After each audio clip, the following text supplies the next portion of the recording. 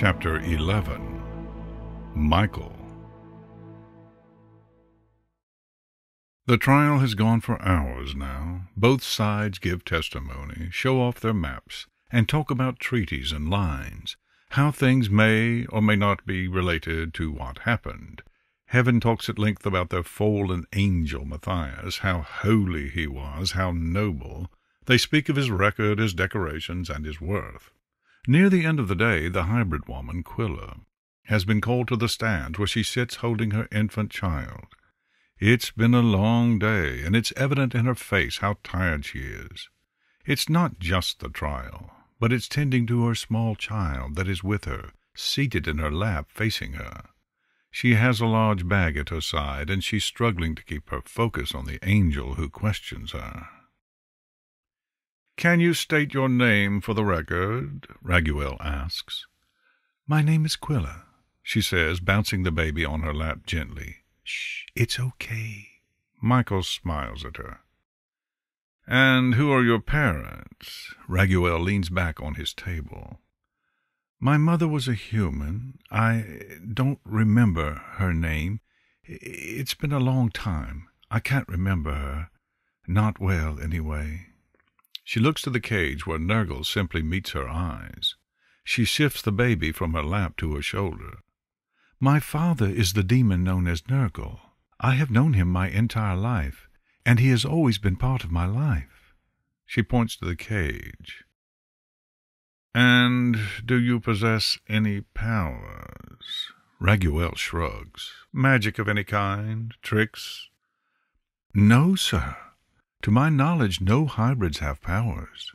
The child in her lap starts to fuss a bit, and she bounces the baby on her knee, attention split between the child and the questions. "Shh, it's okay." "None?" "No." Her eyes snap up to meet Raguel's. "I'm just an immortal like all other hybrid species." Raguel seems pleased by the answer, nodding and circling back. "On the day in question, what were you doing?" Raguel asks. "What were your earthly plans?" Michael sighs profoundly and tries to focus, but the baby in her arms is nearly crying out. "Dinner with my father," she says, looking back at the cage. Michael feels a twinge of something about the look they share. It's clear to him that she loves her father. She bounces the child a bit more, transitioning it again to the other shoulder. "Special occasion." Raguel gestures widely. His questions aren't tame enough, but Michael makes a note to talk to him about his tone. "Yes, my son's birthday," she says. "He's turning 1. The child begins to fuss more, and Michael frowns. It is a distraction. Quilla looks up. "I'm sorry. I'll try to keep him quiet." Raguel nods. "The child is not an issue," he says calmly. "We just need you to answer the questions."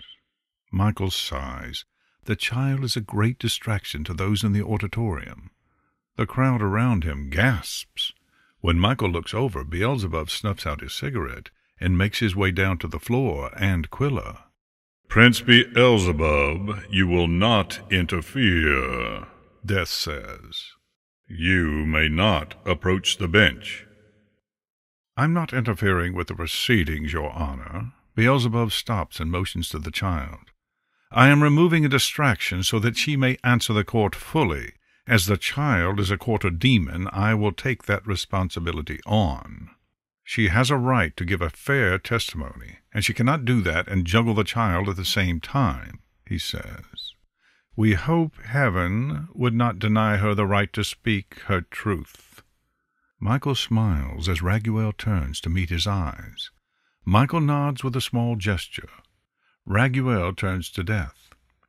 "Your Honor, it would be easier to finish the questioning if the child could be managed away from the stand." "Very well. Prince Beelzebub, please take the child and return to your seat." Death leans back. "Heaven, you may finish your questions." Beelzebub gently takes the child before he turns and walks back to his seat. Michael watches as Beelzebub rocks the child in his arms, soothing sounds, and something more. Michael can smell vanilla in the air. Odd. This is ridiculous. Gabriel leans back to meet his eyes. That is a disruption of the court. He gestures out. How does this not go in their favor? Michael leans down to meet Gabriel's ear. The child screaming is more a disruption, brother. We need Raguel and Phanuel to have the best chance at winning this, do we not? Getting her clear and concise answers will best facilitate that. He keeps his voice a whisper. Trust me, and we are the most merciful party by allowing it. Yes, Gabriel accepts this answer, thankfully. Yes, of course, brother. Well, then let the demons care for the child. Raphael smirks and turns his head back. Michael's eyes pitch forward as Raguel continues to speak to her. So you are having dinner to celebrate the birthday of your son. Raguel nods. And you invited your father. Raguel gestures. That all seems like a normal family gathering. My next question, how old are you, hybrid?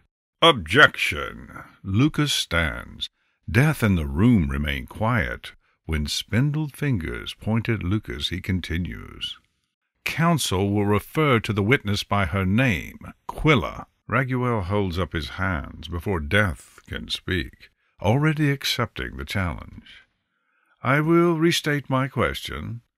Quilla, how old are you? I am 742 years of age, she says, looking up at Beelzebub from time to time, who has the child occupied.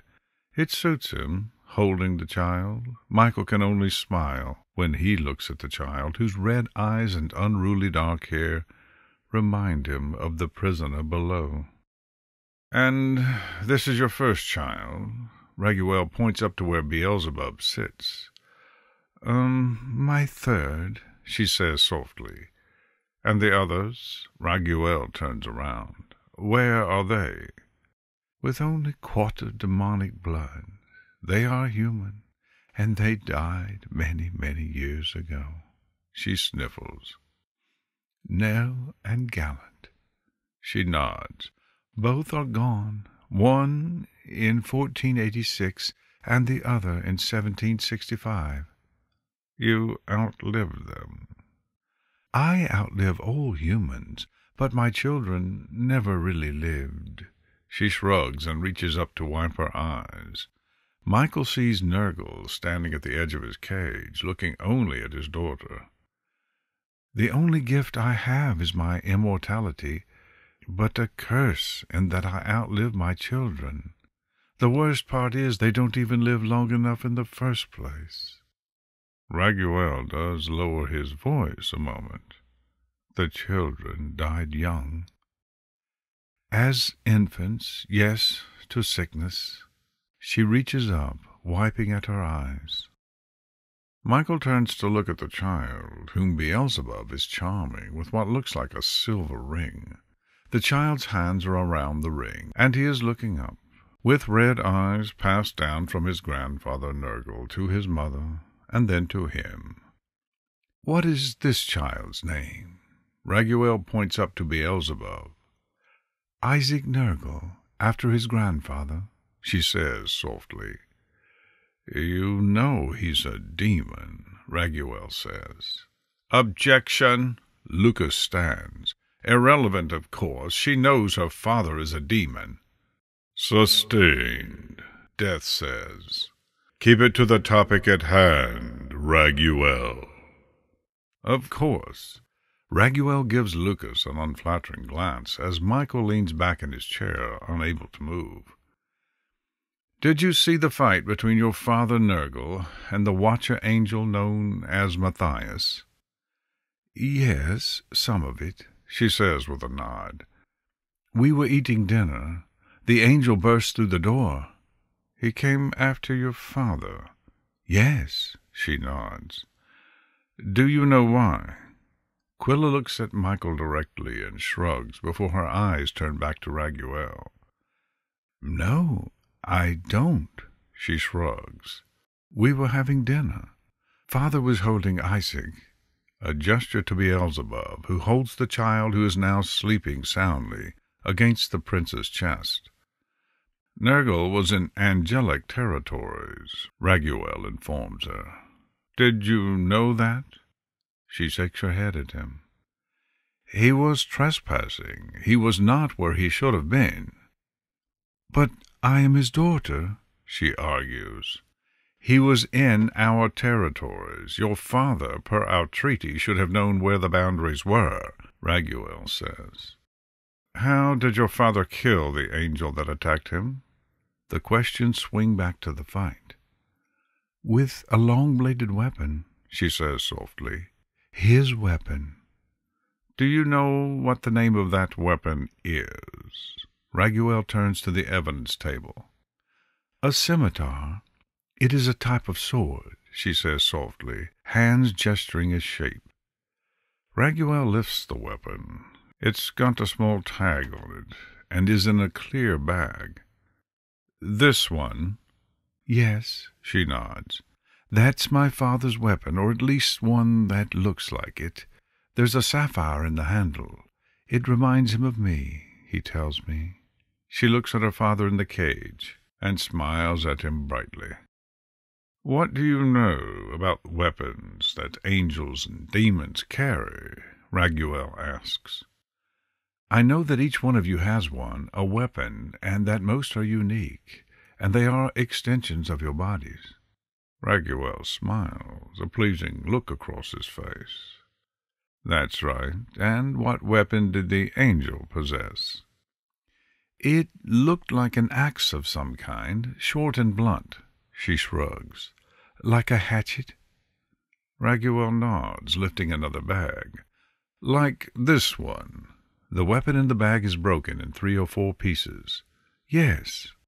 Michael leans forward in his seat, a glance at Beelzebub, who is watching just as intently as he is.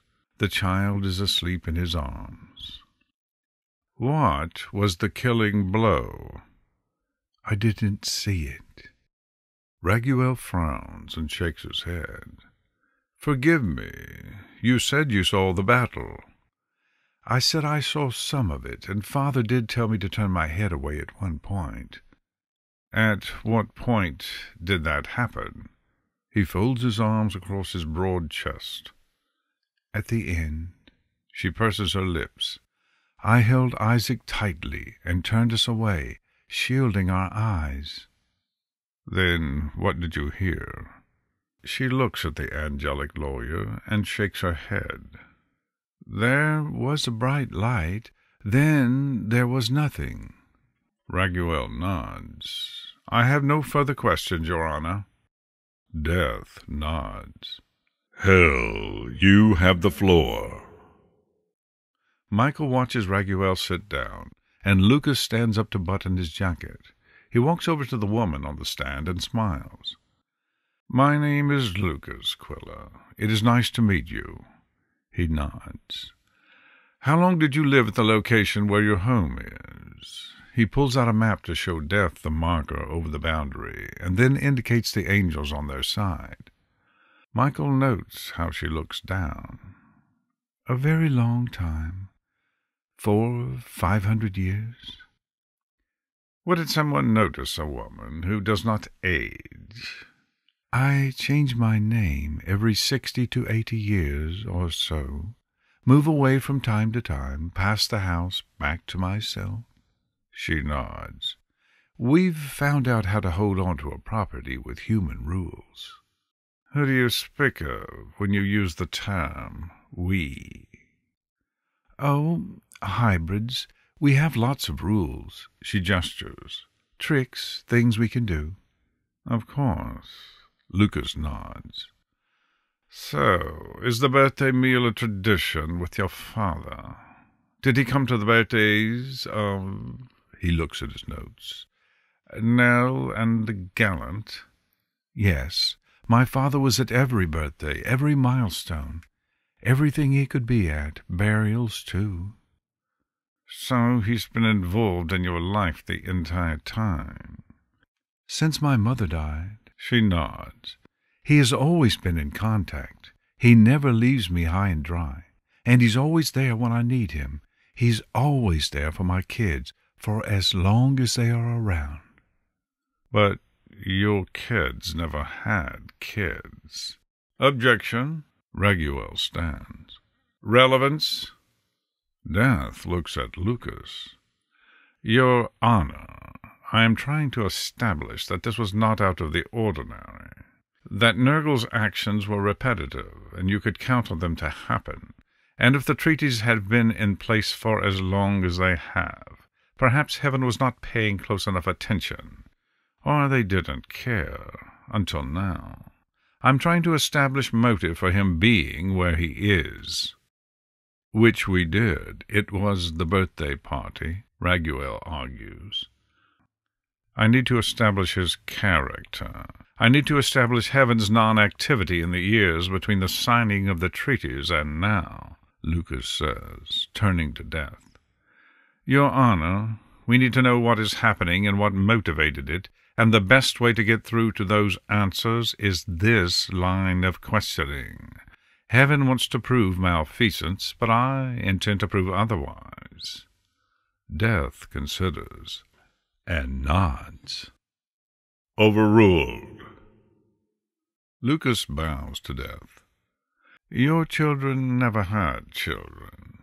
Your lines end with your children. All hybrids can have kids, but most of our kids are sterile. There is a collective chatter throughout the room, and Death holds up his hands to silence the room. And mine died so young that they never had the chance to have families of their own.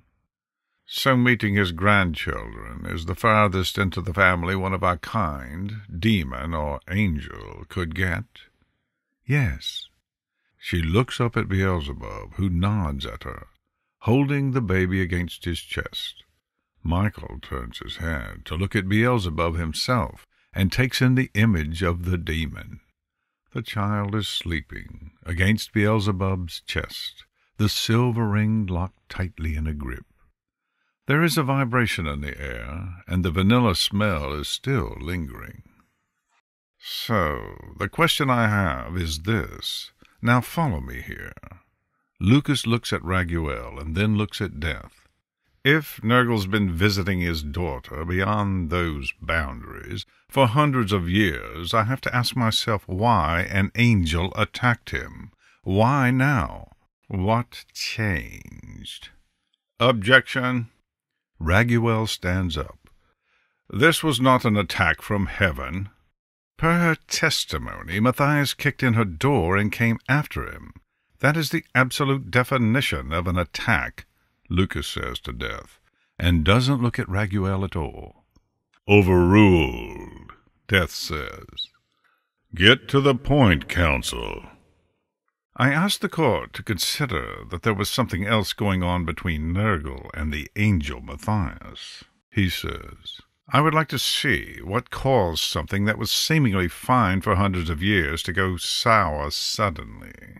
I would like discovery, and I would like to see the Watcher records regarding sightings of demons in this territory only. Gabriel looks back at Michael and frowns. Michael holds up a hand for him to wait. Just listen, he says. Death rises and looks around the room. We will adjourn for a time, counsel. I can afford 2 days of discovery. Heaven will give Hell's counselor access to the last 700 years of record for this territory. Hell will give Heaven all its records of Nergal and his children. Get your notes in order. 2 days. Death vanishes. Michael and the entire room stand slowly and quietly from their seats. Beelzebub included the sleeping baby in his arms. Raguel folds his folder shut and looks at his brother, but Michael notes how smug the demon Lucas looks. Michael turns his head to Beelzebub as the room starts to disperse. It suits you. Gabriel frowns at him. Don't compliment them, Michael. Michael shoves his hands into his pockets. "We'll see you in 2 days, Prince Beelzebub." Michael inclines his head. It is not a bow, but a gesture. "You as well, High Commander." Beelzebub turns now to Quilla, who comes to take the child from his grasp. "Thank you, Your Highness." She bows her head. Beelzebub lays a hand on her head, bestowing countenance as a priest would. Michael finds it fascinating. They do care for their own. It is interesting to see it firsthand. Raphael is at his side in a heartbeat. The two angels watch as the royal family each takes a turn putting a hand on the child. All they have is one another, Raphael. Since they are no longer of heaven, all they have is what they are left with. And that is their family? I think so. Michael nods. Ours is a family, too, isn't it, brother? Yes. Raphael smiles and steps past Michael.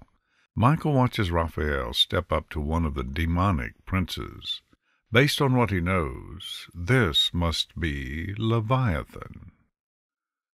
What is he doing? Gabriel asks as he steps into Raphael's vacated place. He shouldn't talk to them. I haven't the slightest. Michael folds his arms to watch. Raphael reaches into his pocket and pulls out a red feather, saying nothing, and handing it to the prince before walking down the stairs and away. Strange. Gabriel frowns. Indeed, but no harm in returning a feather, Michael says, and turns to him. Let's get back to heaven. We have 2 days to get things in order before we're back here. Agreed.